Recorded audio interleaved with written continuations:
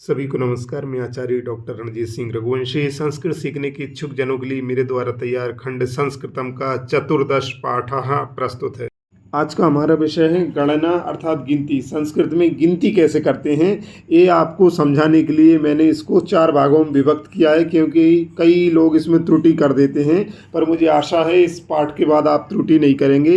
देखिए, गणना हमारी 4 प्रकार से रहेगी यहाँ पर समझने के लिए। प्रथम साधारण गणना, द्वितीय समय दिनांक गणना, तृतीय क्रम गणना और चतुर्थ लिंग आधारित गणना। सर्वप्रथम हम देखते हैं साधारण गणना।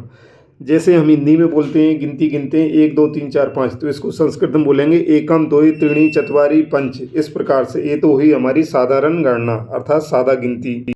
दूसरा प्रकार है गणना का समय या दिनांक। देखिए, समय और दिनांक की जब बात करते हैं तो फिर हमारी जो गणना होती है, जो गिनने का प्रकार होता है, फिर वो अलग प्रकार से होता है। जैसे हमने साधारण गणना में 1 को कहा था एकम, 2 को द्वे, 3 को त्रीणि, 4 को चत्वारि, 5 से पंच हो गया था।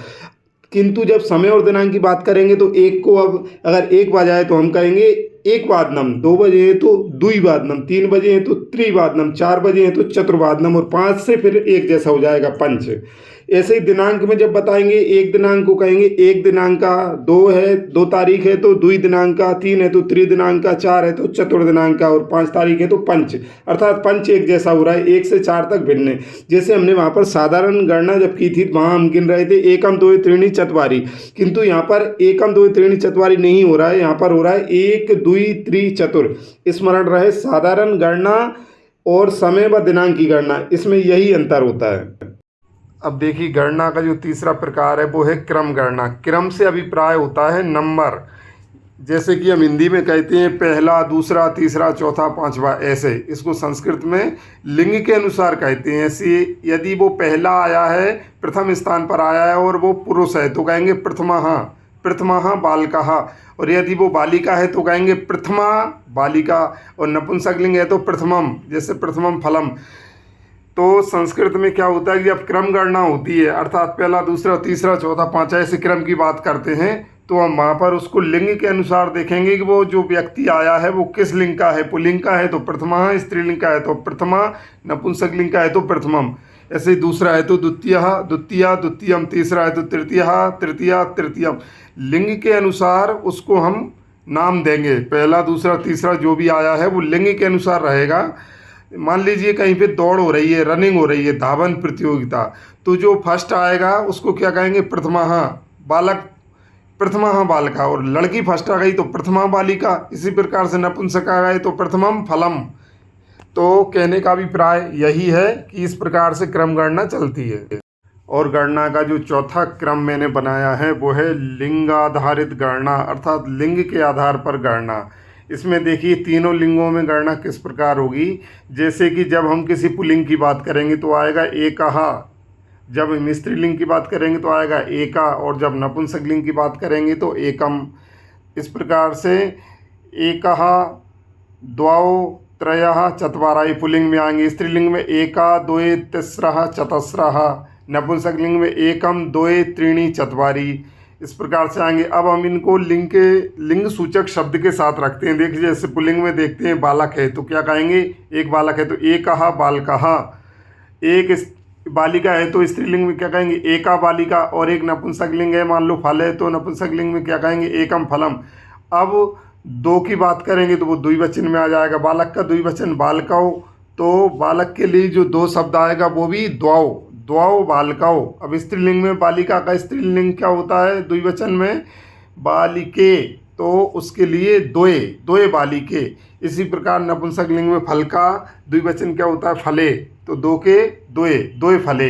इसी प्रकार से अब देखते हैं अपन पुल्लिंग में बहुवचन के लिए अर्थात 3 के लिए बालकः, त्रयः बालकः 3 बालक, स्त्रीलिंग में तिस्रः बालिकाः 3 बालिका, और नपुंसकलिंग में त्रीणि फलानि 3 फल, और 4 हैं तो चत्वारः बालकः, चतस्रः बालिकाः, चत्वारि फलानि। और जब 5 हैं तो फिर सब में एक जैसा रहेगा, पंच बालकः, पंच बालिकाः, पंच फलानि।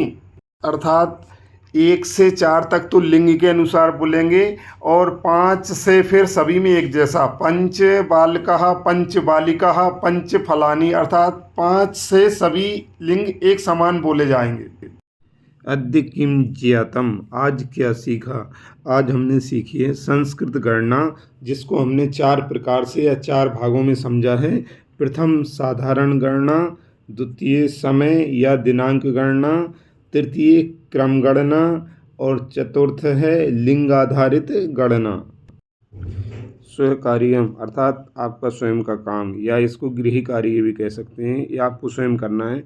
प्रथम देखिए, निम्नलिखितानाम अंकानाम संस्कृते शाब्दिक रूपम लिखन्तु। नीचे लिखे अंकों का संस्कृत में शाब्दिक रूप लिखना है। 1 2 3 4 5 इसको संस्कृत में क्या कहेंगे। दूसरा है निम्नलिखित समय दिनांकयोः संस्कृते शब्देषु लिखन्तु। नीचे लिखे हुए समय और दिनांक को आपको संस्कृत में लिखना है। समय देखिए 1 बजा, 2 बजा, 3:30, 4:15, 4:45, इसको संस्कृत में कैसे बोलेंगे। दूसरा है दिनांक, 1 दिनांक, 2 दिनांक, 3 दिनांक, 4 दिनांक, 5 दिनांक, इसको संस्कृत में कैसे बोलेंगे आपको शब्दों में लिखना है। क्रमानुसारम संस्कृते शब्देषु लिखन्तु। क्रम अनुसार संस्कृत भाषा में शब्दों में लिखना है। पहले से चौथा अर्थात 1 से 4 तक जो अब क्रम चलेगा ना, कोई फर्स्ट आता है, कोई सेकंड, कोई थर्ड, कोई फोर्थ, ऐसे पहला आया, दूसरा आया, तीसरा आया, चौथा आया, ऐसे क्रम से चल रहे हैं। तो पहले से चौथे तक गायक शब्द को लिखना है पुल्लिंग में, क्योंकि गायक पुल्लिंग शब्द है। फिर पहले से चौथे तक लिखना है गायिका, क्योंकि गायिका क्या है, स्त्रीलिंग है, तो गायिका को पहले से चौथे तक स्त्रीलिंग में लिखना है क्रम अनुसार। फिर लिखना है नपुंसकलिंग में पहले से चौथे तक फल को, क्योंकि फल नपुंसकलिंग होता है। इस प्रकार से इन तीनों जो शब्द हैं पुल्लिंग, स्त्रीलिंग, नपुंसकलिंग, इनको हमें क्रम से दिखाना है कि पहला ए आया, दूसरा ए आया, तीसरा ए आया, चौथा ए आया, किंतु स्मरण रहे तीनों लिंग अलग अलग चलेंगे। इसी प्रकार से आप यदि और विस्तार से समझना चाहें तो यहाँ पर गायक के स्थान पर कोई भी पुल्लिंग शब्द ले सकते हैं, गायिका के स्थान पर कोई भी स्त्रीलिंग शब्द ले सकते हैं, और नपुंसकलिंग में फल के स्थान पर कोई भी दूसरा नपुंसकलिंग शब्द ले सकते हैं। किंतु स्मरण रहे जब जो क्रम चलेगा पहला, दूसरा, तीसरा, वो लिंग के अनुसार चलेगा।